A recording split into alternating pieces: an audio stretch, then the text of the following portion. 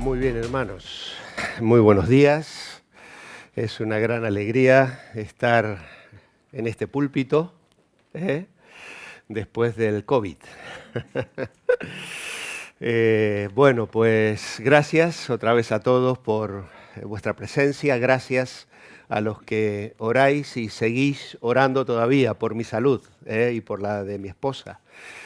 Todas las semanas me escriben los hermanos a través de YouTube: Pastor, le notamos que todavía no está al 100%, seguimos orando por usted. Entonces, bueno, hoy volvemos a ocupar este lugar después de 2 meses y también al ser una reunión especial intentaré controlar un poco las emociones para no perder la voz rápidamente. Y además estoy obligado a que el mensaje sea un poquito más cortito, ¿no?, de lo habitual, porque hoy es un día especial, es el último domingo de mes y la Iglesia ha decidido ya desde hace unos meses atrás, el último domingo, tener una alabanza más cortita. Y el mensaje que se está emitiendo para que los hermanos lo puedan escuchar en distintos lugares del mundo. Hay gente que se levanta a las 5 de la mañana para seguirnos y les mandamos un cariñoso saludo también por ese esfuerzo.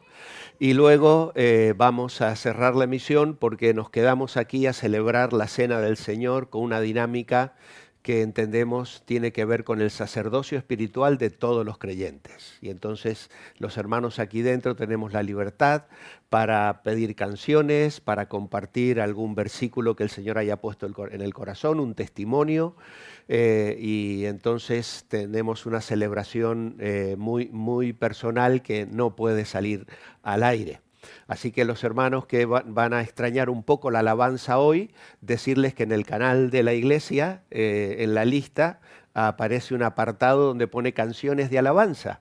Así que podéis tener vuestra propia alabanza mirando al grupo de alabanza que ha dejado unas cuantas canciones hermosas grabadas y que muchos de nosotros las usamos también en nuestro devocional personal durante la semana. Hoy comenzamos un nuevo tema. Aquí tengo el cuadernillo editado para los hermanos de la iglesia. Esto no lo mandamos por correo porque es un incordio, pero lo mandamos gratuitamente en PDF. Ya hay muchos que lo saben, que han pedido PDFs de cuadernillos anteriores. Este no tiene derecho de autor, lo he hecho yo, así que yo no estoy a otros niveles. Es una meditación sencilla para cada día de la semana y lo mandamos gratuitamente en PDF a quien nos lo solicite. Así que los que están aquí en la iglesia lo quieren llevar, el cuadernillo sale 5 euros, pero aunque no haya, si no tienes los 5 euros, lo llevas igual, por favor, y puedes seguir el devocional de lunes a viernes, ¿vale? En el día de hoy vamos a hacer una introducción a la carta de Filemón, que la vamos a ver este domingo y el domingo que viene. Y por supuesto que hoy no vamos a poder decir prácticamente nada sobre esta carta, muy poquita cosa, pero luego en el devocional sí. El devocional, ahí ya voy a estar puntualizando muchas cosas más que el tiempo hoy no me lo permite. Decir que el devocional desde hace ya 2 semanas está puesto en YouTube a partir de las 9 de la mañana de España. Algún hermano me sugirió, ponlo un poco más temprano, así te escucho mientras voy al trabajo. Y entonces lo ponen en el teléfono y van escuchándolo en el coche. A las 8 de la mañana sale en mi canal personal. No sé si lo sabíais, tengo muy poquitos suscriptores, pero también lo estoy subiendo a un canal personal para que vaya quedando allí. Y ahí sale a las 8 de la mañana, un poquito más temprano todavía. Así que, bueno, pues esos son detalles que no todos conocéis y esperamos que todo esto sea de ayuda y de bendición para vuestras vidas. Perdón, la palabra más difícil, la carta de Pablo a Filemón. Perdón, la palabra más difícil. Este jueves, en el devocional de nuestro pan diario, encontraba esta historia. En un evento publicitario en el 2011, 2 exjugadores de 73 años de edad de la Liga de Fútbol canadiense empezaron a darse trompadas en el escenario en un partido controversial por el campeonato en 1963, 48 años antes, habían tenido una pelea y habían quedado con la sangre en el ojo. ¿Qué os parece, no? Cuando uno de ellos sacó al otro del escenario de un puñetazo, la multitud exclamó que lo dejara, que hiciera las paces. La multitud. 47 años después, por un problema en un partido de fútbol, a puñetazo limpio. ¿Qué os parece? Que hicieran las paces. La multitud lo pedía. La Biblia contiene muchas historias de personas con sangre en el ojo. Ya en el Génesis encontramos a Caín guardando rencor a su hermano Abel porque Dios había aceptado su ofrenda y no la suya, lo que llevó finalmente a que se levantara contra Abel y lo matara. Más tarde Saúl se resiente con Jacob porque éste le roba la primogenitura y obtiene la bendición. Y su rencor fue tan manifiesto que Jacob tuvo que huir para salvar su vida. Más tarde, un hijo de Jacob, José, es vendido por el odio y el aborrecimiento de sus hermanos a los madianitas, es llevado como esclavo, y creo que todos sabemos la historia. Luego de reencontrarse con ellos, y cuando ya el padre Jacob ha muerto, los hermanos vuelven a los pies de Jacob de José para pedirle perdón, temiendo de que ahora que su padre había muerto, José aprovechase para cobrarse la deuda de tantos años atrás. La Biblia nos da muchos ejemplos de personas resentidas, pero no solo eso, también la Biblia nos instruye acerca de cómo buscar el perdón y la reconciliación. Levítico capítulo 19 y versículo 18, ya en el Antiguo Testamento, porque a veces pensamos que esto es algo que Dios lo demanda a partir de la venida de Jesús. Levítico 19, 18 dice, no te vengarás, ni guardarás rencor a los hijos de tu pueblo, sino amarás a tu prójimo como a ti mismo. Yo, el Señor, yo Jehová. Luego, el Señor mismo en Mateo capítulo 5, versículo 43 al 47, nos enseñó a orar por aquellos que nos insultan y a perdonarlos. Y Él dijo, amad a vuestros enemigos, bendecid a los que os maldicen, haced bien a los que os aborrecen y orad por los que os ultrajan y os persiguen, para que seáis hijos de vuestro Padre que está en los cielos, que hace salir su sol sobre malos y buenos, que hace llover sobre justos e injustos.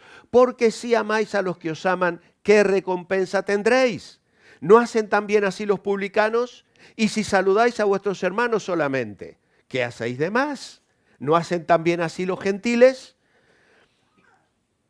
Vivir en paz es el llamado que encontramos en Romanos capítulo 12, a vencer el mal con el bien. Romanos 12, 18 al 21. Si es posible, en cuanto dependa de vosotros, estad en paz con todos los hombres. No os venguéis vosotros mismos, amados míos, sino dejad lugar a la ira de Dios, porque escrito está, mía es la venganza, yo pagaré, dice el Señor. Amados hermanos, hoy con el poder de Dios en nuestra vida a través del Espíritu Santo, podemos hacer las paces. Podemos perdonar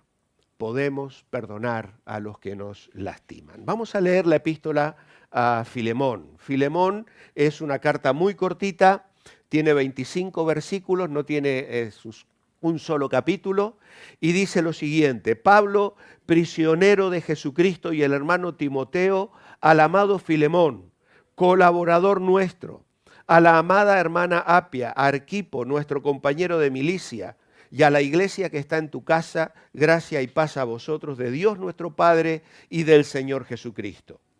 En mis oraciones me acuerdo siempre de ti y doy gracias a Dios, al oír hablar de tu amor y tu fe hacia el Señor Jesús y hacia todos los creyentes. Y pido a Dios que la participación de tu fe sea eficaz en el conocimiento de todo el bien que está en vosotros por Cristo Jesús. Tu amor, hermano mío, me ha llenado de gran gozo y consolación, porque gracias a ti han sido confortados los corazones de los creyentes. Por eso, aunque tengo mucha libertad en Cristo para ordenarte lo que conviene, prefiero rogártelo y apelar a tu amor.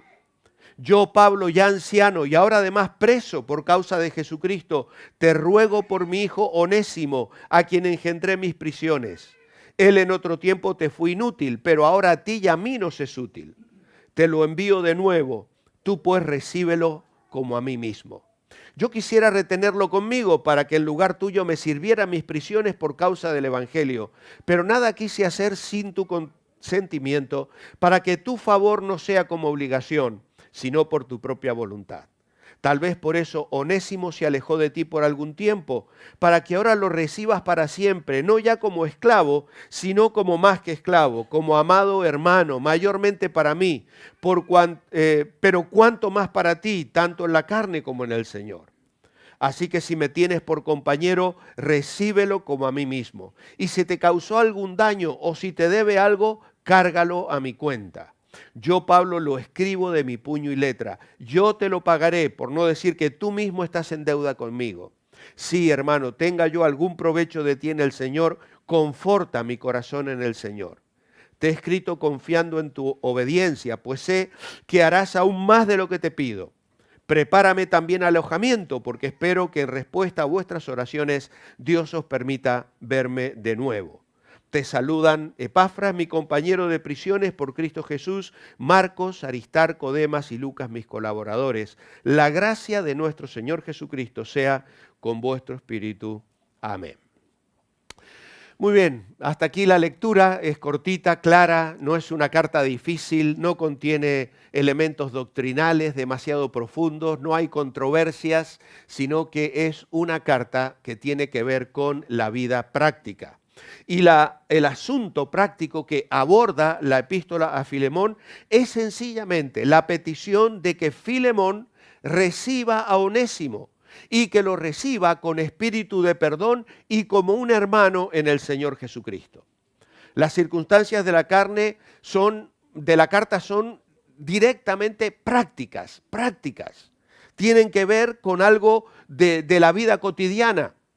La necesidad del apóstol Pablo de interceder por Onésimo ante un amo ofendido. Onésimo era un esclavo de Filemón que huyó probablemente luego de robarle. Y no podemos detenernos en dar detalles sobre lo que era la cultura romana, pero había prácticamente un 70% de la población en el Imperio Romano que tenía la condición de esclavo. Y Onésimo huye a Roma porque era el sitio donde, era encontrar una aguja en un pajar. El mejor sitio para desaparecer era Roma. Pero es que Dios hace las cosas de una manera extraordinaria. Filemón era hijo espiritual de Pablo, y no sabemos cómo, pero Onésimo llega junto a Pablo y Pablo le guía a los pies del Señor. Y yo me imagino, como nos suele pasar, ¿no? Fíjate qué casualidad, el mundo es un pañuelo, no se puede hablar mal de nadie, solemos decir, ¿no? Qué casualidad cuando Onésimo le ha contado a Pablo su situación. Y de pronto Pablo le dice, pero si Filemón es mi amigo, mi hermano en la fe, yo guié a Filemón a los pies del Señor. Y es el pastor probablemente de la iglesia en Colosas. Es un hombre espiritual, es un hombre de Dios. Y entonces Pablo dice, bueno, yo voy a intervenir en esto. Y escribe esta carta para pedirle a Filemón benevolencia, para pedirle a Filemón amor fraternal hacia un prófugo ladrón probablemente. Y finalmente la segunda razón que la carta tiene es la de decirle, mira, te voy a ir a visitar, prepárame alojamiento. Esos son los dos motivos de la carta. Primero, decirle a Filemón, tienes que recibir a Onésimo como si me recibieras a mí. Y lo que Onésimo te ha perjudicado y el daño que te ha hecho, me lo cargas a mí. Yo lo voy a pagar. Y yo, dice, tengo autoridad en Cristo para obligarte, pero mira, te lo ruego como un hermano en la fe, que le recibas como a un hermano en Cristo. Y luego, prepárame alojamiento porque espero poderte visitar. Obviamente que las lecciones aquí son muy directas, son muy prácticas, muy concretas para cada uno de nosotros. Y a mí me llevan a pensar en tres cosas principales, tres preguntas. La primera, ¿cómo debe ser el trato entre creyentes? ¿Cómo debe ser el trato entre nosotros? Porque en Filemón aprendemos de Pablo el tacto, la cortesía, el respeto, la discreción. Pablo es amable, Pablo tiene una manera de hablar con Filemón de una forma tal que debiéramos aprender de él. A veces demandamos entre nosotros, nos exhortamos los unos a los otros, nos exigimos los unos a los otros. Y Pablo, que le dirá más abajo, y aunque tengo mucha libertad en Cristo para ordenarte lo que conviene, prefiero rogártelo y apelar a tu amor. Qué sensibilidad la de Pablo. Qué manera de tratar un asunto casi eclesial, diríamos, ¿no? A veces vamos tanto por la justicia o por sacando nuestro carácter. Sin embargo, aquí tenemos un ejemplo de un hombre que conoce sus derechos y obligaciones.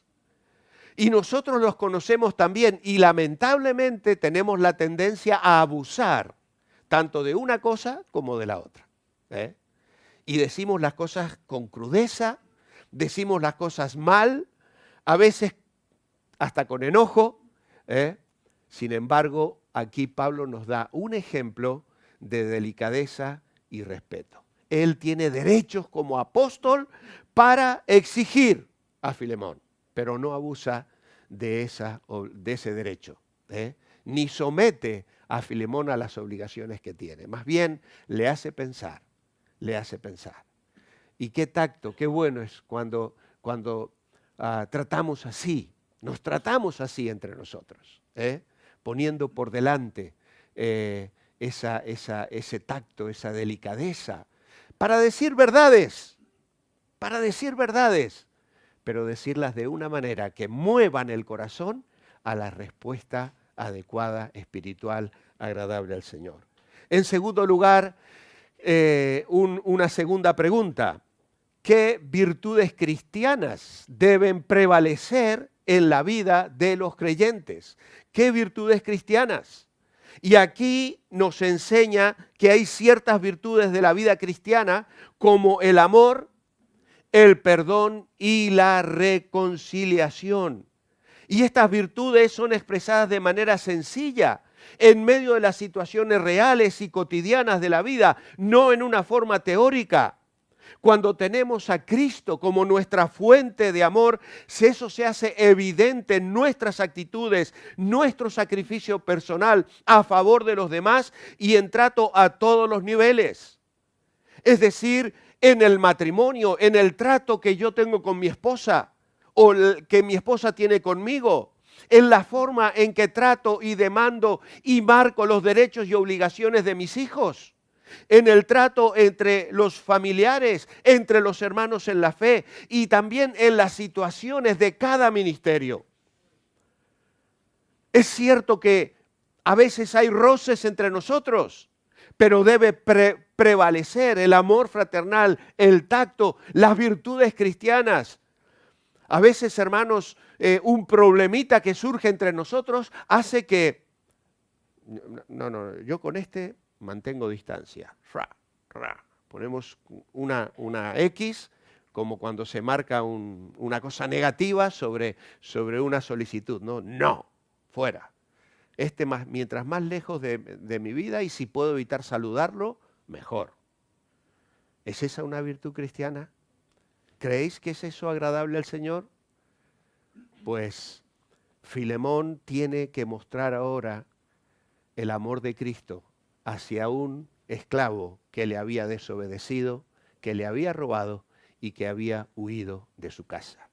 En tercer lugar, hay una gran lección que podemos aprender de esta epístola. Y la verdad es que esta me está haciendo pensar esta semana. ¿Cómo puedo estar seguro de ser un auténtico hijo de Dios? ¿Cómo puedo estar seguro de ser un auténtico hijo de Dios? ¿Sabéis cómo? Porque experimento el poder transformador del Evangelio en mis relaciones. En mis relaciones.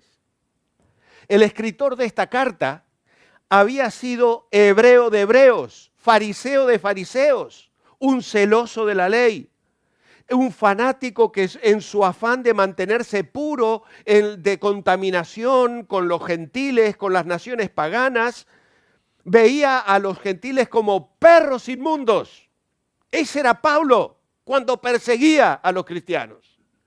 Y ahora le vemos como el apóstol a los gentiles, intercediendo no solo por un gentil, por un esclavo, ladrón, pero que ha llegado a Cristo y que ahora forma parte de la familia de Dios. ¿Qué ha efectuado ese cambio tan radical en el corazón de Pablo? ¿Qué es lo que hace que un fariseo que despreciaba a cualquiera que no fuera judío, ahora intercede a favor de un esclavo gentil? ¿Sabéis qué? El poder transformador del Evangelio. Y ese es el punto fundamental para la certeza de salvación. No necesitamos subir al cielo para saber si nuestros pecados han sido perdonados. Miremos nuestros propios corazones. Mirémonos adentro y veamos si somos capaces de perdonar a otros. El que demanda misericordia, pero no está dispuesto a conceder misericordia, está arruinando el puente por el cual él tiene que pasar. Amados hermanos, tenemos que trabajar el perdón en nuestras vidas. Pero alguno me dirá, hombre, en Filipenses no existe la palabra perdón, en Filemón no está la palabra perdón. No sale en toda la carta. En ningún momento Pablo le dice, perdona a Onésimo. No se lo dice. Pero esto de poco sirve porque, ¿sabéis? El compañero de Onésimo era, a ver si no me equivoco, Tíquico. Uno por ahí se equivoca con estos nombres, Arquipo y otros que hemos mencionado. Tíquico. Tíquico llevó la carta a los colosenses. Y Filemón era el que tenía que leer esa carta a los colosenses. ¿Y sabéis qué dice Colosenses? Entre otras cosas, en 1:14 dice, en quien tenemos redención por su sangre, el perdón de pecados. En Colosenses 2:13 dice, os dio vida juntamente con él, perdonándoos todos los pecados. Y en Colosenses 3:12 dice, vestíos pues como escogidos de Dios, santos y amados, de entrañable misericordia, de benignidad, de humildad, de mansedumbre, de paciencia, soportándoos unos a otros y perdonándoos unos a otros, si alguno tuviere queja contra otro, de la manera que Cristo os perdonó, así también hacedlo vosotros. Ayer me entró un WhatsApp en el teléfono de la iglesia. Era una persona con un rostro oriental y me decía, perdón, buenos días, me llamo Kevin. ¿Ustedes están en el negocio de la ropa? ¿Están ustedes en el negocio de la ropa? Y yo le contesté, sí. Sí. Nos dedicamos a ofrecer a las personas las vestiduras que ofrece el Señor Jesús. Claro. Y la persona me mandó una sonrisa, jaja, muchas gracias, ok. Claro, había estado leyendo este versículo preparando para hoy. ¿Estáis en el negocio de la ropa? Sí, claro. Es que debemos vestirnos como escogidos de Dios, santos, llamados, de entrañable misericordia. Eso es lo que el Señor hace en nuestras vidas. Él nos reviste. Es un llamado de parte del Señor a comprometernos con el perdón ante las ofensas recibidas en la vida cristiana. Dios establece el mandamiento del perdón. Dice Pablo, leed esta carta y la de los laodicenses, dirá los colosenses también, es una carta perdida. Muchos sugieren que es la carta a los Efesios. Yo estuve revisando y digo, ¿no sería la carta a Filemón? No, esta era muy personal, ¿no? Pues no era para que la leyera toda la iglesia. Pero el Espíritu Santo quiso que quedara allí entre el canon, ¿no? Y nos ha llegado a nosotros. Pero Efesios 4:32 dice, antes sed benignos unos con otros, misericordiosos, perdonándoos unos a otros como Dios también os perdonó a vosotros en Cristo. Así que aquí se nos habla de un perdón basado en la misericordia que se otorga sin esperar recibir nada a cambio y que se otorga incluso sin esperar la confesión por parte del ofensor. ¿Por qué? Porque, por un lado, nunca somos más parecidos a Dios que cuando perdonamos. Nunca. Nunca somos más parecidos a Dios que cuando perdonamos. Porque hemos sido perdonados y, por lo tanto, perdonamos. Perdonamos. Y ahora, cuando no perdono, y me quedan solo 5 minutos, cuando no perdono, suceden 4 cosas. Primero, quedo encadenado al pasado. La persona que no perdona queda esclavizada. Se mantiene vivo el dolor de la herida abierta. Me agita. Voy cultivando el enojo que se hace más y más grande y la tragedia se acumula, ya que lo que hago a la otra persona es permitir que continúe ofendiéndome y lastimándome cada día. Quedo encadenado al pasado, por eso la imagen que tenemos ahí, una persona que se despoja de los grilletes que le han tenido atado, que le han tenido limitado, cautivo, y corre hacia la libertad. En segundo lugar, cultivo la planta de la amargura, un efecto negativo que me transforma en una persona amargada. Cultivar amargura no es solo pecado, es una infección que me transforma en una persona irónica, crítica, chismosa. Pierdo la perspectiva adecuada de la vida y no hago más que calumniar y chismear. En tercer lugar, le doy lugar al diablo. Dejo la puerta abierta porque Satanás entra en el corazón no perdonador. La falta de perdón le da la oportunidad, le da el terreno a Satanás para que entre en una vida, dice Efesios 4:26. Y 2 Corintios 2, Pablo dice, perdono para que Satanás no gane ventaja alguna sobre nosotros.